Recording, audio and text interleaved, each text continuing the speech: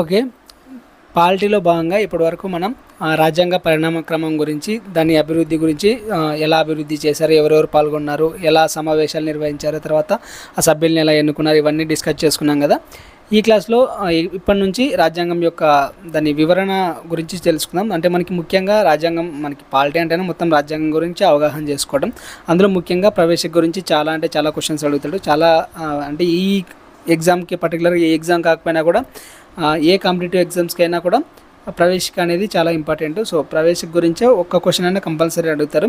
So ప్రవేశికని preamble అంటారు. So preamble అనేది ప్రస్తావన అని కూడా అంటారు అనమాట.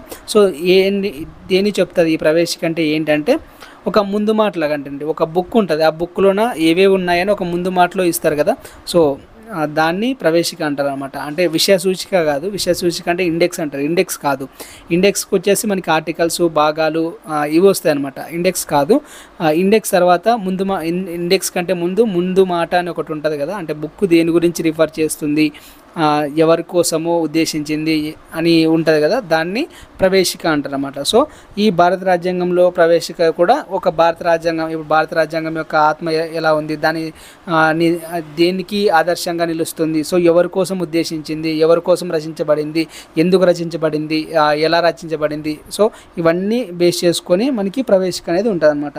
సో ప్రవేశిక ఫస్ట్లో ఎలా ఉండేదంటే, భారతదేశ ప్రజలమైన మాకు మేము సమర్పించుకుంటున్న రాజ్యాంగం. ఇందులో కొన్ని పదాలు ఉంటాయండి, ఇంపార్టెంట్ పదాలు.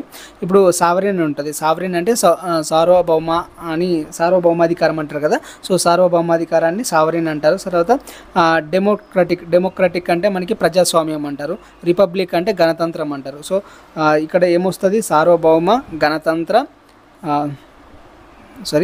డెమోక్రటిక్ అంటే ప్రజాస్వామ్యం, అంటే సార్వభౌమ ప్రజాస్వామ్య గణతంత్ర దేశంగా ఫస్ట్లో ఉంటుంది. సో మళ్ళీ 1942లోనే ఒక అమెండ్మెంట్ జరుగుతుంది అనమాట.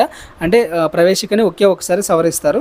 సో 1976 42వ రాజ్యాంగ సవరణ ద్వారా సవరిస్తారు అనమాట. సో అప్పుడు 3 పదాలని చేరుస్తారు. ఆ 3 పదాలు ఏంటంటే సోషలిస్ట్ అనే పదం, సెక్యులర్ అనే పదం అండ్ ఫ్రటర్నిటీ అనే పదం. సో ఇవి 3 పదాలని చేరుస్తారు. అంటే ఇక్కడ సామ్యవాదాన్ని చేరుస్తారు, లౌకిక రాజ్యం అని చెప్పాం కదా లాస్ట్ క్లాస్లో. లౌకిక రాజ్యం అంటే పరమతాల్ని కూడా, అన్ని మతాల్ని ఒకే విధంగా చూసే దేశాన్ని లౌకిక రాజ్యం అంటారు అనమాట. సో దీంతోపాటు మనకి సార్వభౌమత్వం కాదు, సో మనకి ఇక్కడ సామ్యవాదం అనే పదాన్ని చేస్తారు, లౌకిక రాజ్యం అనే పదాన్ని చేరుస్తారు అనమాట. సో 42వ అమెండ్మెంట్ గుర్తుపెట్టుకోండి. సో ప్రవేశిక జరిగిన ఒకే ఒక రాజ్యాంగ సవరణ 42వ రాజ్యాంగ సవరణ 1976లో జరుగుతుంది. సో దీని నేపథ్యం ఏంటంటే, మేము ఆల్రెడీ చెప్పాం కదా, 1929 లాహోర్ కాంగ్రెస్ సమావేశంలోన పూర్ణ స్వరాజ్య తీర్మానాన్ని చేశారు జవహర్లాల్ నెహ్రూ గారు అని చెప్పాం కదా. సో దాని తర్వాత అప్పుడే డిసైడ్ అయ్యారనమాట, మనకంటూ ఒక రాజ్యాంగం ఉండాలి, ఆ రాజ్యాంగాన్ని మనకు నచ్చినట్లు రాసుకోవాలి అనే ఉద్దేశంతో చేసుకున్నారు. సో దాంట్లో భాగంగానే డిసెంబర్ 13న ఈయన ఆశయాల తీర్మానాన్ని రాజ్యాంగ సభలో ప్రవేశపెట్టారు. సో దాన్ని జనవరి 22, 1947న ఆమోదించారని చెప్పాం కదా. సో దీన్ని ఎక్కడి నుంచి తీసుకున్నామంటే యుఎస్ఏ రాజ్యాంగం, అమెరికా రాజ్యాంగం నుంచి తీసుకున్నాం. సో అమెరికా రాజ్యాంగం 1787లో రచించుకున్నారు కదా. సో దాని నుంచి మనకి ప్రవేశిక ఆలోచన అనేది వచ్చిందనమాట. దాని తర్వాత మనకి ఈ ప్రవేశికలో వాడాం కదా మనం లిబర్టీ, ఈక్వాలిటీ, ఫ్రెటర్నిటీ అనే భావనలు, ఇవన్నీ ఫ్రెంచ్ రాజ్యాంగం నుంచి తీసుకున్నాం అనమాట. అంటే తెలుగులో చెప్పాలంటే స్వేచ్ఛ, సమానత్వం, సార్వభౌమత్వం అంటారు కదా. సో ఈ 3 పదాలని మనం ఫ్రెంచ్ రిపబ్లిక్ నుంచి తీసుకున్నాం. తర్వాత దీన్ని రాజ్యాంగంలో ప్రవేశికని ఎప్పుడు ఆమోదించారంటే నవంబర్ 26, 1949న ఆమోదించారు. సో ఎప్పటి నుంచి అమలులోకి వచ్చిందంటే జనవరి 26, 1950 నుంచి అమలులోకి వచ్చిందనమాట. సో దీని ఉద్దేశాలు ఏమున్నాయంటే, రాజ్యాంగంగా గుర్తింపు పొందాలి. అంటే మన దేశాన్ని అప్పటి వరకు బ్రిటిష్ ఇండియా కింద ఉండేది. సో బ్రిటిష్ ఇండియాగా చెప్పుకున్నాం కదా. సో మనకంటూ ఇప్పుడు స్వేచ్ఛ వచ్చింది, మనం అంటూ ఒక సార్వభౌమాధికారాన్ని కలిగి ఉన్నామనే ఉద్దేశంతోన ఈ పదాలని సూచించారన్నమాట. సావరెన్, డెమోక్రటిక్, రిపబ్లిక్ అని. అంటే ఇక్కడ సావరెన్ అంటే సార్వభౌమాధికారం, అంటే మాకు మేమే పరిపాలించుకుంటున్నాం, మేము ఫ్రీగా అయిపోయామంటే మా దేశం మీద అధికారం మాదే. అంటే ఇక్కడ మేము అంటే భారత ప్రజలైన మేము అని అర్థం. సో ఇక్కడ సార్వభౌమాధికారము, తర్వాత గణతంత్రము, తర్వాత ప్రజాస్వామ్యం ఉన్న దేశంగా భారతదేశాన్ని గుర్తింపు ఇస్తామన్నమాట. అంటే ఈ ప్రవేశిక ద్వారా మనం భారతదేశానికి గుర్తింపు ఇవ్వాలంటే ఈ రాజ్యాంగం ద్వారా మనం మన భారత రాజ్యాంగానికి ఒక గుర్తింపు ఇవ్వాలి. ఆ గుర్తింపు ఎలా ఉండాలంటే మేము సార్వభౌమాధికారాన్ని కలిగి ఉన్నాం, ప్రజాస్వామ్యాన్ని కలిగి ఉన్నాం, గణతంత్రాన్ని కలిగి ఉన్నాం అని సూచించే విధంగా రాజ్యాంగం ఉండాలి అనే ఒక రాజ్యాంగ గుర్తింపు ఇవ్వాలని ప్రవేశికలో సూచిస్తారనమాట. తర్వాత మార్గదర్శకాలు ఉండాలి. ఈ రాజ్యాంగం ఎలా రచించాలంటే ప్రజలకి న్యాయం కలిగించేలాగా, ప్రజలకి స్వేచ్ఛనిచ్చేలాగా, ప్రజల్లోన సమానత్వం ఉండేలాగా, ప్రజలందరికీ సోదరభావాన్ని, సౌభ్రతత్వం అంటే సోదరభావం అండి, సో సోదరభావాన్ని ఇచ్చేలాగా ఉండాలన్నమాట. సో ఇలాంటి మార్గదర్శకాలు ఇస్తారు. సో ఎలా ఉండాలి రాజ్యాంగం, ఎలా ఉండాలి? స్వేచ్ఛ ఇవ్వాలి, సమానత్వం ఇవ్వాలి, న్యాయం చేకూర్చాలి, సోదరభావాన్ని పెంపొందించాలి, ఇలా ఉండాలి. తర్వాత సార్వభౌమాధికారం, ప్రజా సార్వభౌమాధికారం. ఇక్కడ అధికారం ఎవరికి ఉండాలి? ప్రజలకే ఉండాలి. సో మనం చెప్పుకున్నాం, we the people of India, భారత ప్రజలైన మేము, అంటే మేము రాజ్యాంగాన్ని సమర్పించుకుంటున్నామని ఇక్కడ చూపిస్తారు. సో ఇక్కడ ఏం జరుగుతుంది? అధికారం ఎవరి చేతుల్లో ఉంటుంది? ప్రజల చేతుల్లోనే ఉంటుంది. అడుగుతారు ప్రవేశిక ప్రకారం భారత రాజ్యాంగం యొక్క అంటే భారతదేశంలోన రాజ్యాంగాధికారం ఎవరి చేతుల్లో ఉంటుందంటే ప్రజల చేతుల్లోనే ఉంటుంది. సో ఏకీకరణ అంటే అందరూ ఒకటే, ఏకత్వం అని సూచిస్తారు అనమాట. ఇక్కడ శాసన కార్యనిర్వహణ మత, భాష, సాంస్కృతిక సమూహాలు అంటే మనకి వివిధ రాష్ట్రాల్లో వివిధ సంస్కృతులు, వివిధ మతాలు, వివిధ డిఫరెంట్ లాంగ్వేజెస్ అన్నీ ఉన్నాయి కదా, ఇవన్నీ కలిపి ఒకటే దేశంగా ఉన్నామని ఒక సమైక్యతని ప్రోత్సహిస్తుంది అనమాట. దాంతోపాటు మార్గనిర్దేశం చేస్తాం. మార్గనిర్దేశం అంటే శాసనాలు ఎలా రూపొందించాలి, వాటిని ఎలా అమలు పరచాలి, సో శాసనాలు కానీ అమలు పరిచే విషయంలో కానీ ఏవైనా అడ్డంకులు వచ్చినా న్యాయపరంగా ఎలా ముందుకెళ్ళాలి, న్యాయ వ్యవస్థల్ని ఎలా బలోపేతం చేసుకోవాలి, వీటన్నిటిని అర్థం చేసుకునే విధంగా రాజ్యాంగం ఉండాలి అనే ఒక మార్గనిర్దేశం కూడా చేస్తారనమాట. సో దీంట్లో కొన్ని పదాలకి ఇంపార్టెంట్గా విశ్లేషణ ఉంటుంది. అంటే ఇక్కడ ప్రవేశిక ఉంది కదా, ఇక్కడ నేను పైన ఇచ్చే కదా ప్రవేశిక, ఈ ప్రవేశికలోన ప్రతి వర్డ్ కూడా ఇంపార్టెంట్ అండి. సో ప్రతి వర్డ్ని కూడా మనం దేనికి ఇచ్చారు అనేది తెలుసుకుంటే ఇంపార్టెంట్ అనమాట. దాంట్లోన నేను ఆల్మోస్ట్ అన్ని పదాలు చెప్పాను. So we the people of India అంటే భారత ప్రజలైన మేము, అంటే మా భారతదేశ ప్రజలు వాళ్ళకి వాళ్ళు సమర్పించుకుంటాం, అంటే మనము సమర్పించుకుంటున్నాం. సావరీన్ అంటే సార్వభౌమాధికారం. సార్వభౌమాధికారం అంటే ఒకరి కింద లేము. ఇంతకుముందు బ్రిటిష్ వాళ్ళ కింద ఉన్నాము, ఇప్పుడు మనం బ్రిటిష్ వాళ్ళ మాట వినాల్సిన అవసరం లేదు. సో మనం సొంతంగా నిర్ణయాలు తీసుకుంటాం అనమాట. సో ఏ విషయాలైనా కూడా, వేరే రాజ్యాలతో సంబంధించిన విషయాలైనా కూడా సొంతంగా నిర్ణయం తీసుకుంటాం అనమాట. సో ఎవరి కింద ఉండాల్సిన అవసరం లేదు. ఇంతకుముందు బ్రిటిష్ ఇండియాలో ఎలా ఉండేది? అక్కడ బ్రిటిష్ రాణి కింద ఒక కౌన్సిల్, ఆ కౌన్సిల్ ఒక మెంబరు, భారత రాజ్య కార్యదర్శి, ఆయన కింద వైస్రాయ్, ఆ వైస్రాయ్ తీసుకునే నిర్ణయాలు బట్టి మనకి భారతదేశంలో రాజ్యాంగ పరిపాలన ఉండేది. సో ఇప్పుడు అలా లేదు. భారత ప్రజలైన మనమే ఒక కొత్త రాజ్యాంగాన్ని రచించుకుంటున్నాం కాబట్టి మనకి సార్వభౌమాధికారం ప్రజల చేతుల్లోనే ఉంటుంది. సోషలిస్ట్ అంటే సామ్యవాదం. సో సామ్యవాదం అంటే ఏంటంటే ఆర్థికంగా, సామాజికంగా వెనుకబడిన ఎవరిని వెనుకబడకూడదు అంటే అందరికీ ఈక్వల్గా ఉండాలి, అంటే అసమానతల్ని తగ్గించడం. సో ఇది మిశ్రమ ఆర్థిక వ్యవస్థ గురించి నేను ఎకనామీలో చెప్పాను. ఎలా ఉంటుందంటే ఇప్పుడు కొన్ని ఈ కమ్యూనిజం వేరే ఉంటుంది, సోషలిజం వేరే ఉంటుందండి. కమ్యూనిజంలో ఎలా ఉంటుందంటే పేదోడు ధనిక ఎవరు ఉండకూడదు, అందరికీ ఈక్వల్గా ఆస్తిని పంచాలనేది విధంగా ఉంటుంది. ఈ సామ్యవాదం ఎలా ఉంటుందంటే ప్రైవేట్ని ప్రోత్సహిస్తూనే పబ్లిక్ రంగాలను కూడా ప్రోత్సహిస్తుంది అన్నమాట. అంటే దీన్ని ఏమంటారంటే వ్యాపారము ప్రైవేట్ చేతుల్లో పెట్టి ప్రజల యొక్క బాగోగులు అనేవి ప్రభుత్వం చూసుకుంటారన్నమాట. దీన్ని సామ్యవాదం అంటారు. అంటే ప్రైవేట్ని ప్రోత్సహిస్తూనే ప్రైవేట్ నుంచి ట్యాక్సులు వసూలు చేసి ప్రజలకు ఇస్తుంది అనమాట. దీన్ని సామ్యవాదం అంటారు. సో సామ్యవాద దేశంగా భారతదేశాన్ని నిరూపించారన్నమాట. సో ఈ సామ్యవాదం అనే పదాన్ని 42వ రాజ్యాంగ సవరణ 1976లో చేర్చారు. సో అది గుర్తుపెట్టుకోండి. తర్వాత సెక్యులర్, లౌకిక రాజ్యం అని చెప్పాం కదా, అంటే ప్రతి మతాన్ని, అన్ని మతాలని సమానంగా చూసే రాజ్యాన్ని లౌకిక రాజ్యం అంటారు. 42వ రాజ్యాంగ సవరణ ద్వారా దీన్ని తీసుకొచ్చారు. సో మనకి ప్రాథమిక హక్కుల్లో ఆర్టికల్ 25 నుంచి 28 వరకు మత స్వతంత్ర పక్క కూడా ఉంది. సో వాటి గురించి కూడా డీటెయిల్గా తెలుసుకుందాం. నెక్స్ట్ డెమోక్రటిక్ అంటే ప్రజాస్వామ్యం. సో ప్రజాస్వామ్యంలోన ప్రభుత్వాన్ని ఎవరు ఎన్నుకుంటారో ప్రజలు ఎన్నుకుంటారు. ప్రజలు ఎన్నుకునే ప్రభుత్వాన్ని ఏమంటారు? ప్రజాస్వామ్య ప్రభుత్వం అంటారు. సో ప్రజాస్వామ్యం అంటే అదే. రిపబ్లిక్ అంటే ఇక్కడ రాజులు, రాజ్యాధికారాలు ఏముండవు అనమాట. సో ప్రజలే రాజులు కాబట్టి ఇక్కడ గణతంత్ర రాజ్యం అంటారు అనమాట. సో వంశపార్యపరంగా ఒక ఫ్యామిలీనే రాజ్యాన్ని పరిపాలిస్తే వాళ్ళని రాచరికం అంటారు.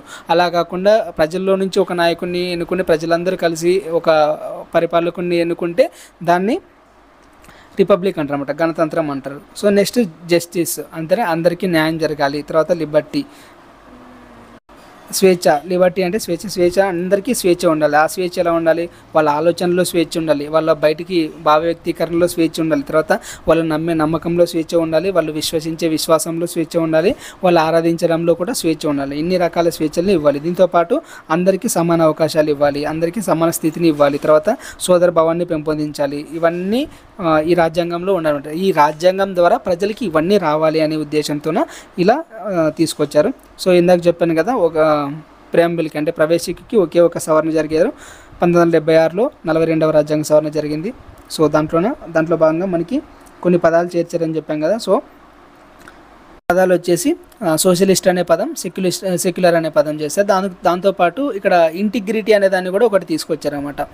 సో యూనిటీ ఆఫ్ ద నేషన్కి బదులు unity and integrity of the nation అనే దాన్ని తీసుకొచ్చారనమాట. సో ఇక్కడ ఇంటిగ్రిటీ అంటే చెప్పలే కదా, ఇంటిగ్రిటీ అంటే సమైక్యత అండి. సో జాతీయ ఐక్యత, భద్రతను బలోపేతం చేయడం. ఇప్పుడు రాష్ట్రాలు డిఫరెంట్ రాష్ట్రాలు ఉన్నాయి కదా, రాష్ట్రాలు డిఫరెంట్గా ఉన్నా కూడా అన్నీ ఒక ఐక్యంగా ఉంటాయనే ఉద్దేశంతోనే ఇంటిగ్రిటీ అనే పదాన్ని తీసుకొచ్చారు. సో ఇందులో కొన్ని వివాదాలు కూడా ఉన్నాయండి. అత్యవసర పరిస్థితుల్లో సవరణ చేయడం పైన కూడా విమర్శలు ఉన్నాయి.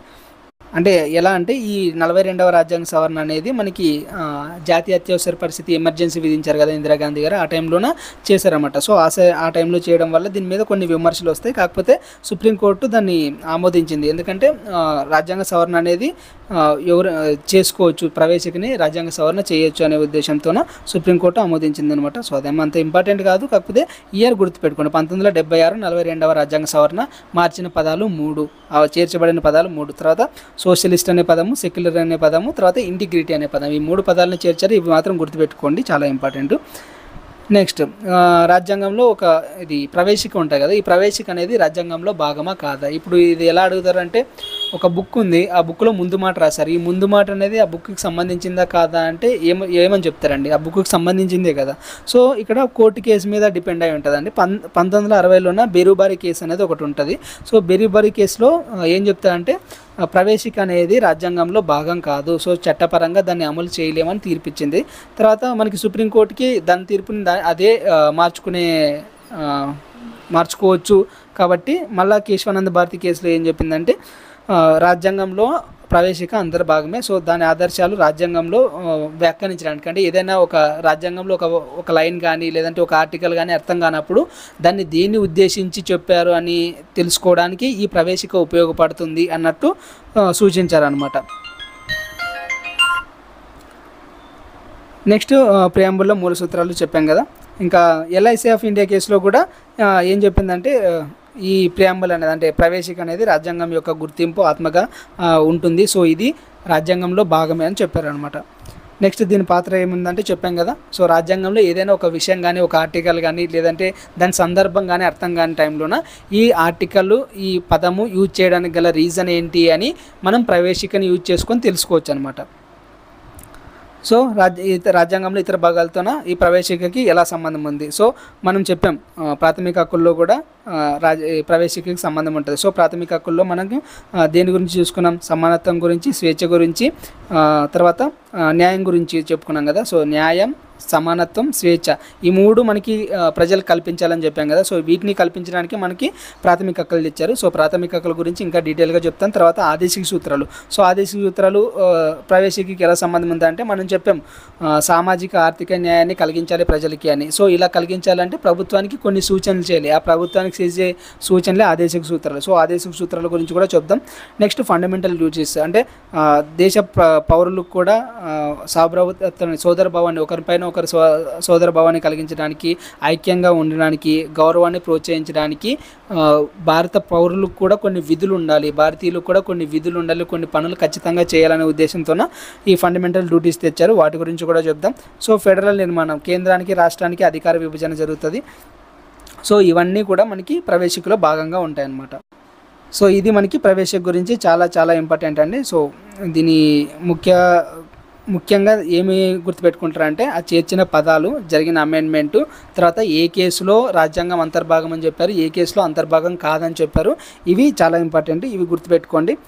దీంతో మనకి ప్రవేశిక అయిపోయింది. నెక్స్ట్ ఇంకా ఫాస్ట్గానే ఫ్రీక్వెంట్గా వీడియోస్ వస్తాయి, ఫాస్ట్గా కంప్లీట్ చేద్దాం. ఓకేనా? Thank you for watching. Tata.